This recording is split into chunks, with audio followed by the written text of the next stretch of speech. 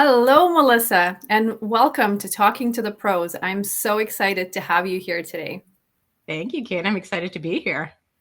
Awesome, awesome. Well, again, thank you so much. I think there's so much useful information that you can share with, well, anyone really. I mean, marketing, which is what you do, is such an important topic for business owners, for individuals, for anyone and everyone who now has an online presence, which I think is safe to say is most of the world. So, I mean, you are not just a pro, you're an expert in your field, right? You've been at it for almost, well, actually 2 decades, if I'm correct. So that's just the big picture overview. But I would love for you to share a little bit about your story and what got you into marketing in the first place and what you've been doing for the last 20 years.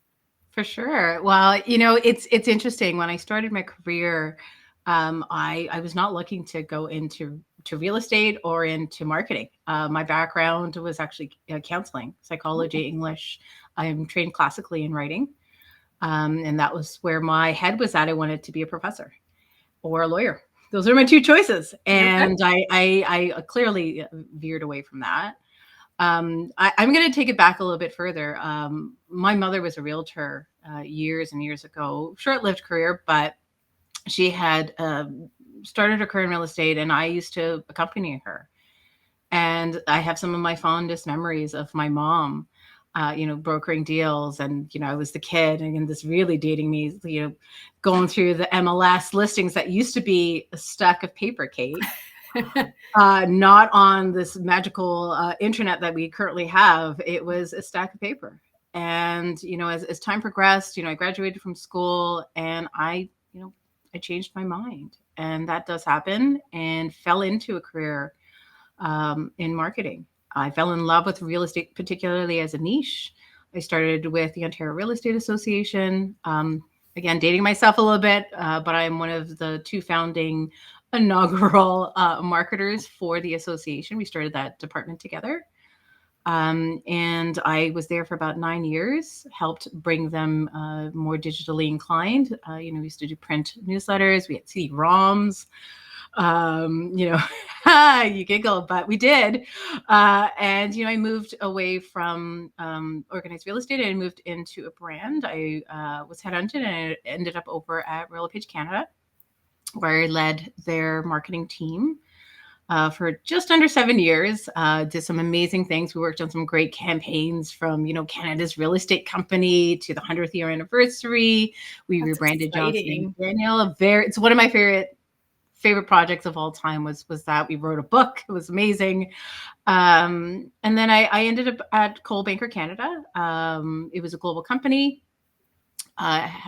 Based out of Madison, New Jersey. So Realogy, now Anywhere Real Estate. But I headed up communications, PR, and marketing for the organization.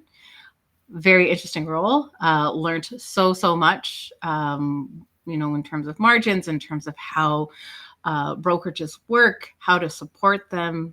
And, I had a fantastic mentor with, the then president, Andy Puthon. He was fantastic in teaching. He's over 40 years of real estate experience. So you can't buy that, right? That mentorship and that knowledge. And very grateful for the time that was spent with that organization. And since then, I've moved into entrepreneurship and started my own business, the Real Estate Source Canada. It's a consultancy-based service, and anything that you're looking for, really, we're here to support and try and support real estate businesses in different levels. Whether you're a brokerage or a prop tech company or an association, we're here to support.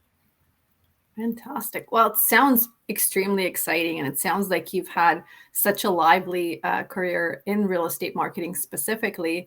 Can you tell us a little bit about what made you want to start your own business?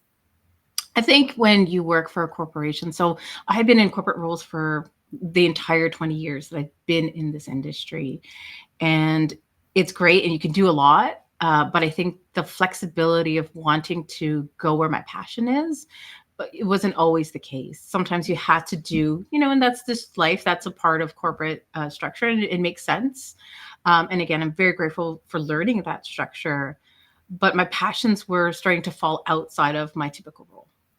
And I would see a lot of gaps in things I would love to help with, but I couldn't because, that's a marketer doesn't do that, or a person responsible for PR didn't do that. And respectfully, I didn't want to step on toes and whatnot. So in the conversations, the part that I loved the most was interacting with people, helping them grow their business, solving that puzzle. And as an entrepreneur, you could do that. You have that flexibility. You have the ability to see people move from, whether they're an agent into a team setting or a broker who's looking to retire, right? To provide that sort of support in a different way. Absolutely. I would agree with you in my own career coming from corporate into the world of entrepreneurship. I mean, you're absolutely right. I've had the pleasure of working with some pretty large companies, and I've immensely enjoyed my time working there. I've learned a ton, but it's also in many ways very, very restricting, right? And I can imagine in a creative role like marketing, restrictions aren't necessarily very conducive to doing your best work, right? So I think that's incredible. And congratulations on your business, by the way. Thank you. I know it's off to a great start already. So thank you. Everybody out there nowadays is a marketing professional, right? It's like real estate agents. You can throw a rock and you'll probably hit one. Fair. So, with that being said, there's so many actual professionals, experts such as yourself, but also a lot of enthusiasts, right? And that could be appropriate for different levels of needs and businesses that are out there. I think there's lots for everyone to support business owners with. But in terms of small, medium, large business owners that are doing their research, that are maybe looking to rebrand, maybe they're looking to, launch their website or redo their social media, get a fresh start, or maybe they're looking for long-term sort of strategic vision and support in that way.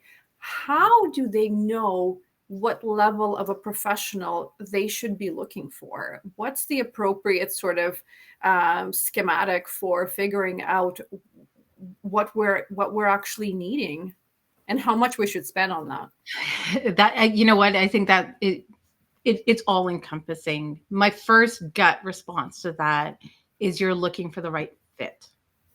And that can mean so many different things, but it's alignment of values, alignment of what you're looking to put out there. You really have to, before you get that marketing professional, I think you have to look inwards and you have to figure out, what is the strategy? Why am I doing this? Why rebrand? As a marketer, I hear a lot of people, I'm going to rebrand. I'm going to do this. I'm going to change my aesthetic. A lot of people change the look and feel of their company every quarter. To me, as a marketer, that's too much. I've seen it. And it's a lot. It's a lot of money. Why are you doing it? And at the end of the day, that would be my question first. Why do you want to do any of one of those things? Are you hiring a professional who can help manage your social media channels? Are you an agent just starting out? Are you a team just starting out? Versus are you tenured and now we're looking to expand and grow? So it comes down to the why. Anyone who knows me, two of my favorite words, goals and objectives. Probably you have also heard me say this, Kate. What is the goal? Yes. What is the goal and what is the objective of what you're trying to accomplish? And when you define that, that really helps you sort of work backwards and determine, okay, well, I'm looking for a marketer, maybe a seasoned one, who can come in and talk to me about next steps in growing my business, brand awareness. Is it, do I need to recruit more people onto my team or into my brokerage? Am I struggling on the opposite end to retain my existing agents, and why? So those are very different problems and very different needs. So depending on that, you would want to look at a marketer that can facilitate those needs. There are jack of all trades that are out there. You can come across someone who has multitasked, who's done so many and seen so many different things. But the reality is we do a lot, and marketers can be a strategic person who comes in, looks at what you're doing, looks at your budget, looks at, where your spend is, where your resources. We often forget resources is a spend. Right. It only becomes you're only cognizant of it when you're actually paying them and you're noticing that you're paying them, and you've got to put X amount of dollars per month against that specific resource. But time is money, and that includes yourself. As an agent, as a team leader, as a broker owner, are you spending time on marketing when you should be out there selling? So again, to kind of come back to your question, I would say realistically, you need to know what your budget is. What are you currently spending? If you don't know the answer to that, don't go out and interview somebody because you're not ready. You need to really understand what your needs are. If you're looking for someone to take over your social media who can become ingrained in your business, then again, that's a different sort of person versus someone who's going to come in, look at it, give you a strategic plan, build a roadmap, build a marketing calendar. That is a different person as well, right? You could end up, and I've done this with clients where you could hire someone like me, come in, I'll give you that strategic advice. We'll talk about your business. So we'll look at your budget. We go deep. And then once you have that, you actually, I work myself out of a job so that you can hire the appropriate person, right? Whether that is, maybe a junior level marketer who's looking to break into the business. Mm-hmm. It could be, someone who's on sort of the cusp, maybe 5-10 years in the marketing field, taking that person on, having them now bring their 5-10 years of experience into your business and employing it differently. You don't always have to hire within the real estate sector, right? Sure. Marketers are versatile, sort of that mentality. Marketers can sell ice to or water to people who sell ice, right? Like this is kind of the nature of the business. But at the end of the day, to me, it comes down to your needs and what you're trying to accomplish for your business. Something that I often hear people mention when they're looking for, whether that's tactical marketing support or strategic, they're talking about ROI, right? And I think that ROI is something that for me in the world of marketing would be quite hard to pin down, right? So if we spend an X amount on Google ads or whatever ads, right? Or anything else for that matter, then we shall be able to see X amount of, leads generated or new clients walking to the door that will amount to X amount of dollars for us. And again, it depends on your business and obviously how it's structured and what type of clients you're looking for, right? And then what the life cycle of that transaction or that sales generation is. How do you advise clients to determine what the appropriate ROI is on their marketing spend? It goes back again to the goals and objectives. If you're looking to do brand awareness, right? You're maybe newer to the industry. Maybe you're establishing yourself in a new marketplace. Again, that happens. You've moved. Then it's harder to measure that. But, reach, we look at, the number of likes, the number of engagement on your social channels, the number of leads always matter. Conversions matter where a customer comes in through your website, you are now engaging with them, they're dropped into your CRM system, and now you're having those conversations, right? The traditional way of looking at marketing is that funnel. You've got leads coming in, amazing prospects. We start with the prospects, they drop into your lead funnel, and now they potentially become a client, right? So it really depends on where they are in that process and what you're trying to accomplish at the end of the day. In terms of a KPI, so KPIs are key performance indicators. In corporate, putting that corporate hat on, we have a lot of them. Right? We measure, what is our impressions on our website versus what are our click-throughs. If we send a newsletter out, we evaluate all of that. We measure month to month. We look at, what does well. Someone's read an article, someone hasn't read an article. It gives you that mentality of, okay, well, they really like that content. Why? Right? Maybe there's a need there.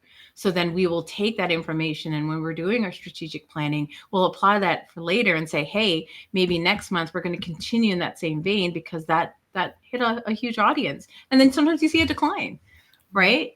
So I think the KPIs really vary for businesses, whether your goal is recruitment.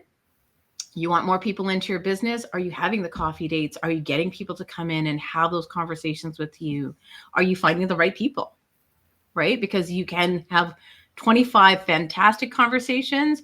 You can have 50 horrible conversations. All of that matters, right? So if you're spending that time and that money, that matters in terms of what your KPIs are, right? I would also say the other thing that, is kind of going back to basics. You're looking at numbers, right? I'll use social media as the example. A lot of people focus really on the number of likes, and you're Or how smiling, many followers you have, right? or That's the how other. many followers you I have. want 10,000 followers. And while that's amazing, if you want to go for brand awareness, cool, that works, that makes sense. That's a KPI that I would have also used and wanted to look against, how well is my brand doing. Right. But my argument to that is you can have 10,000 followers, but if you're not churning any money out of that, is it worth it? So the time, the effort, the resources, whether you've hired someone, whether it's you yourself going online, creating all of this social media content, posting it, engaging, but if you're not churning any deals out of that, is it worth it? Is it better to have 5 followers and churn out 5 deals, or 10,000 followers and churn out 1? Right. To me, I will always go with the 5. I want the 5 deals. And, again, it's what your goals and objectives are. You're, at the end of the day, as a real estate agents are looking to build out their client base, typically. And 2, they're looking to close those deals, right? To acquire a client, to get referrals. And if that's your goal, even if you had 10,000 followers, again, great. They're listening and engaging with your content. Actually, they're listening to your content. Are they engaging with your content? Are they engaging with you? Are you having conversations? Do they get to know Kate, or do they just get to know Kate's business? She does, human resources. Great, I get some information from her from time to time, but not enough to want to reach out to her and say, hey, Kate, I actually need to hire you to sell my house, right? So I think at the end of the day, that's what I would push for. Absolutely. I would agree. And it's funny when I think about the alignment between HR and marketing, which we didn't see 10 years ago, right? And right now, I find there's so much that we do together from an HR standpoint. I mean, if we're talking about real estate businesses, right, that agent retention is so important. But from human resources, from an employee standpoint, marketing also is equally as important, because it allows for you to create that first of all, the actual brand of, the employer brand, right? The employee value proposition is what we call it. Why somebody would want to come in and work for you, Melissa, and not the next, brokerage or the next company, right? What makes the real estate source Canada so unique, right? And what makes it a fun place to work? What makes it a great, challenging environment that's full of mentorship and full of amazing leadership, obviously, right? So I find that's where I am getting more and more involved with brokerages and teams and their marketing departments in particular, because everybody wants to market to the agents or the potential clients. However, sometimes we miss an opportunity to market to amazing talent that will also propel your business forward as well. So marketing to me is a bit of a crazy world. Obviously, it's not my area of expertise. And with so many social media platforms out there and new ones seemingly popping up overnight at this point, everyone's on everything and on TikTok and on Snapchat and whatever else they're using to get themselves out there at this point, right? How do we know, or how can a business properly assess what are the right channels for them? What parts of social media are just fads and trends, and what is actually here to stay, and what's going to get us tangible clients to come in through the doors? I'm going to go back to my 2 favorite words. What is your goal, and what is your objective? Why are you doing it? Why are you on social media? Are you there just to have fun? Cool. You can do that. And a lot of people do that. They enjoy it. If social media can be fun, it's engaging with people on a digital platform. Absolutely. However, when you're selecting those platforms, each of those platforms has an audience. Right. And it's important to do your research. Go back and look, who's using Facebook, who's using Threads or Instagram or Pinterest. People are using all of these different channels. Mm-hmm.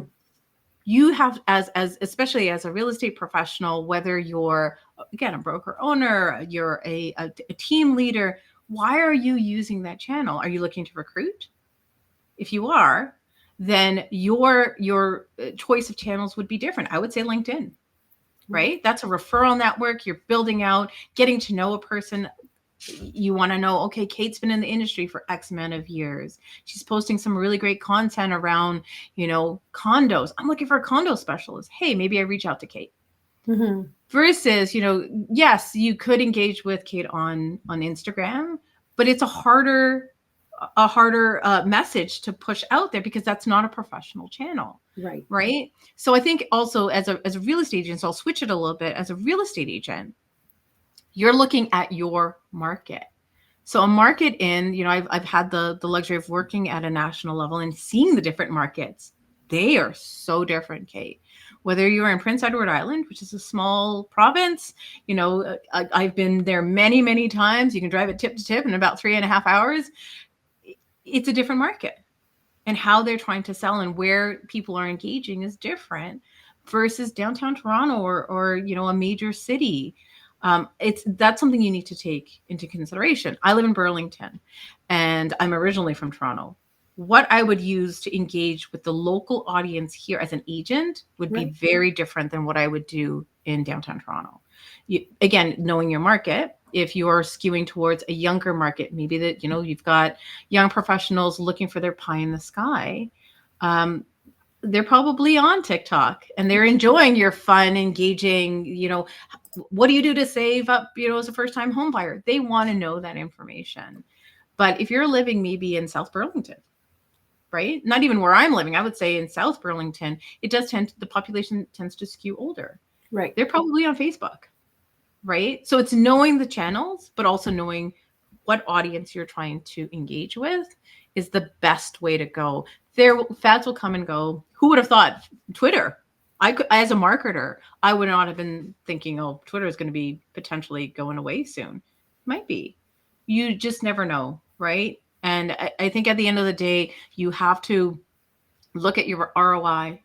The time spent is probably the most important factor there. Yes, you can throw money, you can purchase ads and all of that. Yes, and those are measurable things, though. But what's not always measured is the time spent. If you're spending 10 hours a day on social media and not turning out leads from it, maybe 1 or 2 leads, is it worth it? Could you be spending your time differently? Maybe attending a networking event, right? Joining a group, right? There's different ways to expand your network. Door knocking, depending on where you live, door knocking could be the right choice for you. So I don't want to just focus necessarily on social. There are so many different marketing channels. Social media has sort of overshadowed, I think, some of the more traditional marketing methods where you can go out, door knock, send a postcard, especially in the farming areas. A lot of them send out postcards because it's read. My neighborhood, people don't like it. People don't, and they have seen it. People complain they don't like postcards. It's a waste of paper. It's not the right place for it. Okay. There's other marketing channels besides social. I love social. It's part of the fabric of my entire role as a marketer.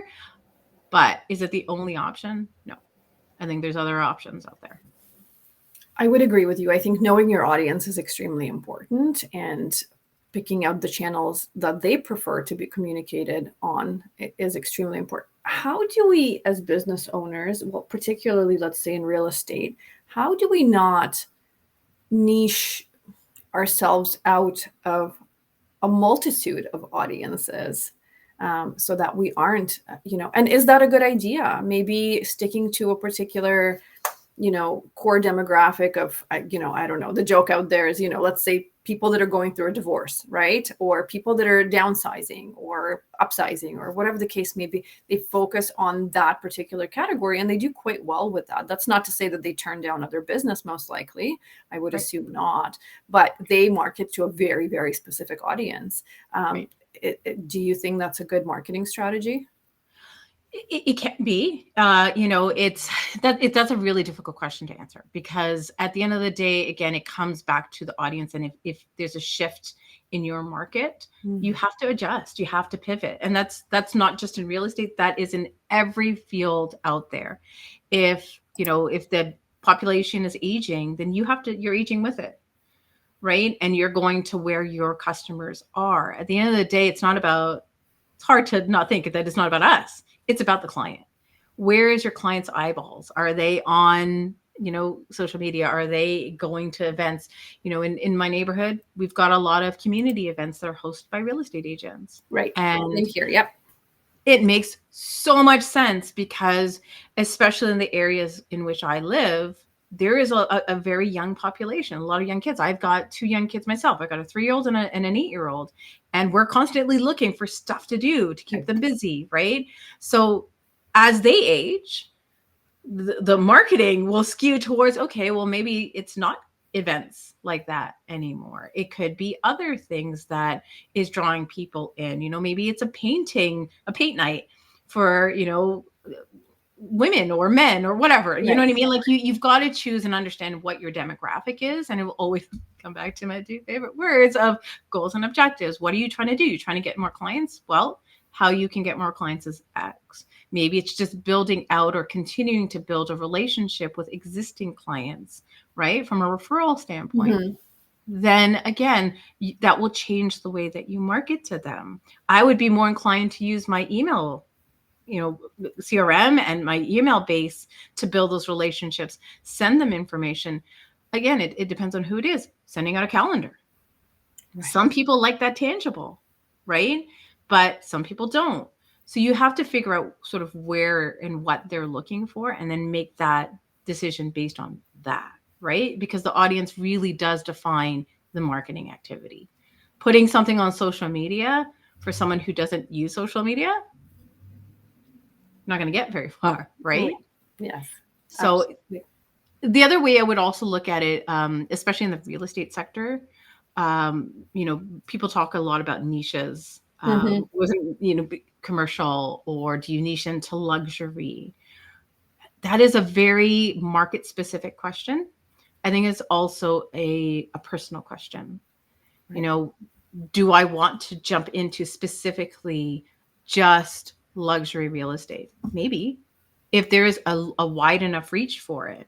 I was actually I spoke to a group in the US on global marketing and whether or not you would want to expand your marketplace, right? So what you're producing for a global market is very different than what you're doing locally. Right? You're not talking about local marketing stats. You're talking about, maybe it could be a specific country. Right. It could be, a couple of countries. It could be in general. So it depends again on who you're talking to and what their goal is and what your goal is to help them accomplish. It's very interesting. I feel like there's always sort of this fluidity to marketing, right? Based on who the client is, based on who the audience is, based on what's going on in the world. I mean, in real estate, we've seen so many changes in the last little while, right? Last year was a tough one. This year doesn't seem to be, exactly. It's still fluctuating, So we've seen, I think in the last 3 years, between the start of COVID and I guess 3.5 years now, but between the start of COVID and now, we've seen, huge price hikes. We've seen incredible activity in the world of real estate. And now we're seeing a little bit of a lull, right? So, and we know that that's going to change again and things will level out again. So here's a funny question. And I always like to ask all of my guests a fun question. What are some of the things that people do or businesses do in marketing that absolutely drive you crazy, or you think might be a missed opportunity if they're not doing right? Or maybe they're doing something with good intentions, but they're going about it the wrong way. Right. I mean, there's a couple of ways I'm going to answer that. One is consistency. If there's something in marketing that we constantly push out, is consistency. And when, it's what I was saying to you before, you're going out and you're rebranding. It's sort of that squirrel mentality, right? The next shiny object. It's aligned to a lot of the questions you've already asked me. What social media channel or what digital channel or what, what's the next trend? People tend to look to that rather than keeping it simple. KISS, right? Keep it simple. Focus on the goal, focus on the objective, focus on what you're trying to do with your business. And it's a huge missed opportunity because they're so busy,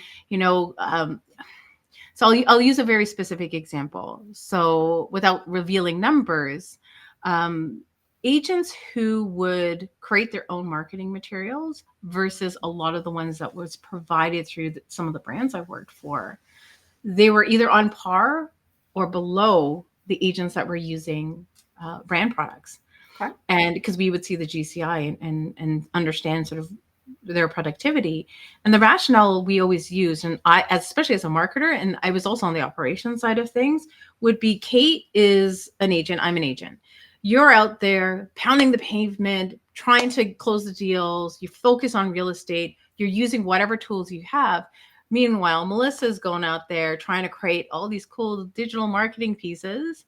So my focus is here, whereas your focus is on the ball, which is to sell real estate. Right?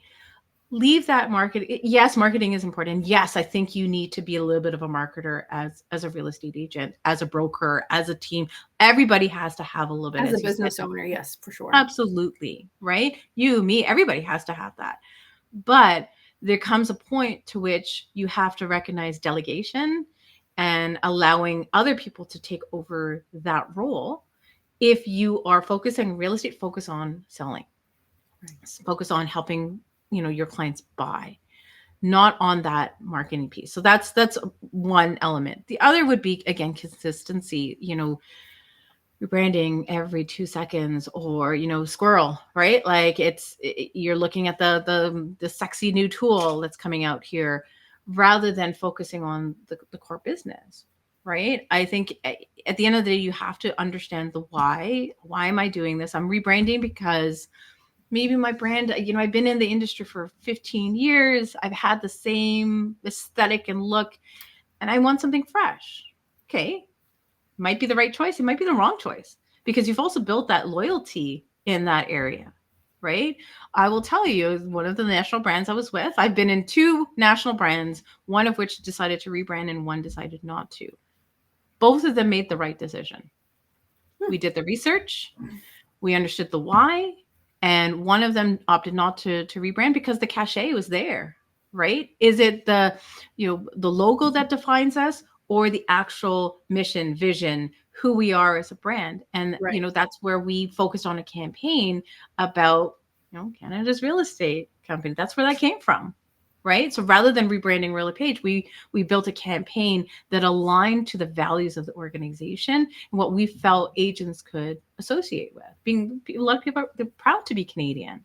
Right. Versus when I was with Cole Banker, it did need a refresh. We had a font, and my colleagues in the South probably would laugh at this, but we had a brand that had a font that looked like Star Wars.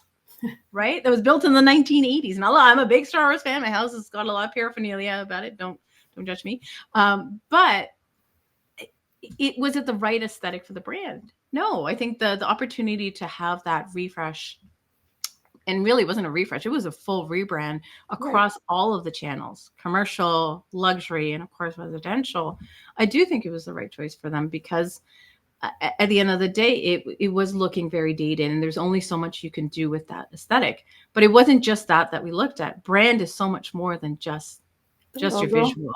Yes. And it drives me crazy as a marketer. Yes, that's the visual representation. Yes, it's the most tangible item, your colors, your fonts. And yes, that matters. I'll go back to the consistency comment.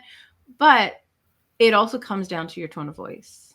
How do you treat your clients? How do you treat your vendors? Do you yell at them when they don't accomplish what you need them to? Or do you have a debrief and sit down and say, look, this didn't go like the way we wanted it to. I'm giving you another chance. Let's fix this, because it is a small industry and people do talk, right? So I think that's, to me, those are the 2 areas that I see consistently where there's challenges in the sector. Absolutely. Thank you so much for that. That was so insightful. And I think you've shared so much information with us. But if people want to speak to you more and potentially get a consultation on their business, whether that's marketing or operations related things, where do they find you? They can find us. So obviously we're on social media. The quickest way to find us is through Instagram or our website. So the realestatesource.ca. We are a Canadian focused company. Or you can reach out to me directly, Melissa at therealestatesource.ca. That's my direct contact. I do offer a discovery call. I find it's great to have that initial conversation. Even if you're not sure if you need services, sometimes just having a chat, because I've seen the sector in such a different way. And because I've supported brokerages, or related and worked with vendors, whether you're a signage company or a prop tech company, a board, you need to have that conversation to say, hey, I'm not really sure where we're at. Could we have a chat? I do offer that first 30 minutes where you can sit down and we'll just kind of out. And if it does make sense, we move forward. If not, again, for me, it's all about that collaboration. It's about elevating the industry. If I'm not the right person, there are, like you said, there's fantastic marketers out there that may be more aligned to what you're looking for. Or maybe you are looking for an operations person, or quite frankly, referring out to you if they're looking for someone who's going to sit in their office, right? My group can offer a temporary solution. Hey, we need a Band-Aid solution, Melissa. We need that strategic plan. We need, we've got a mat leave coverage. We've got, someone who's not available on weekends to work, and we need someone to do that coverage. We can do a lot of the temporary work as well. But if they are looking for that full-time position, then reaching out to the appropriate people, someone like you who can recruit for it, or reaching out to, VAs. There's different options. And I think that's one of the main messages I would want to push out too. There's so many different options out there. Do your research, figure out what you're looking for and what will make sense for your business. Absolutely. I think also, there's a lot to be said about trusting partners. I mean, we refer business out to one another and make sure that the client is getting what they actually need. It's not so much about what's best for me or best for my business, right? I want to make sure that the reputation of my business is a positive one. And that means connecting people to the right resources and taking potentially a back seat and saying, I'm not the right resource for you. You're looking for, a VA, or you're looking for, a temporary individual, or you're looking for strategic management where, you don't need to hire this person. You can have them come in for a month, make sure that they knock it out of the water, and then you are set to go. And then we'll hire somebody that executes that vision at a much lower cost, right? Respectfully, we have to make sure that the client is also keeping their margins at a healthy level as well. So wonderful. Well, thank you so much for your time today. I really appreciate you joining us and sharing all of your wisdom and expertise. And I'm sure we'll be seeing you again. And if we have any questions from our audience, we're also happy to share those with you and maybe do another episode. Sounds good. I'm in. Thank you so much. Have a great day. Thanks, Kate. Thanks for having me. Take care.